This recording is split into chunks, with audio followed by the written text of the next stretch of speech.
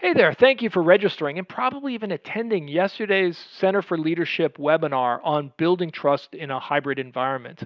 I'd like to leave you with a few of the important takeaways so that this information is really top of mind as you work to build a trusting environment at your workplace. Now, first of all, trust is incredibly important to organizational performance, and it's critical for two reasons. First, at the individual level, trust is necessary for people to feel a sense of belonging. And that belonging drives engagement. And engagement is what we know people need in order to sustain their energy levels for all day, every day. And so, if you want people to come to work engaged, you really need to have a trusting environment.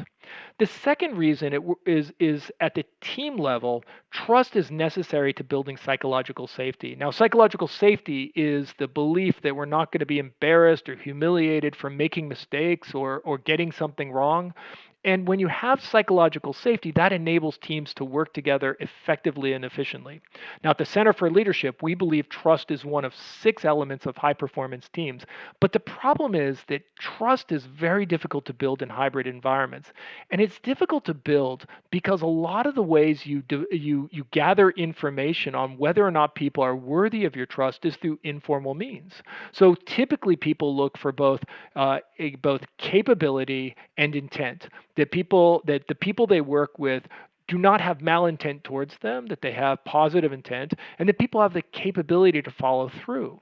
Now, in a hybrid environment, the way of developing and seeing the information that can lead you to trust other people, there are just less opportunities to gather that information.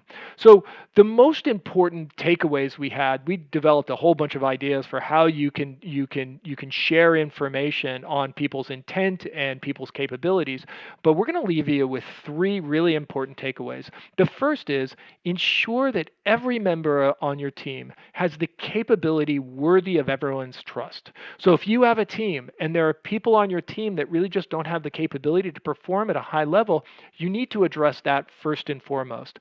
Coach them, mentor them, teach them, do whatever it takes to bring them up to the right level of performance. And if you can't, you really need to start thinking about what are other opportunities where they can actually be successful. The second thing is to err on the side of showing more trust, maybe more trust than you would normally show to your team members. And the reason is that trust begets trust. By showing this trust, you are modeling a set of behaviors, and that will be reflected right back at you. It will be reflected to all the other members on your team. Third, create opportunities to share trustworthiness. So, in other words, when people do a really good job or they pitch in to help each other, showing positive intent, share that information, even if the people don't really want that to be shared. Sometimes people are a little bit, don't like the being publicly, the public acclaim. But it's really important you share this because what you're doing is you're modeling the important behaviors, and the important behaviors are those behaviors that build trust. So there are a lot of other strategies that you came up with during the final activity, but this is a really good place to get you started.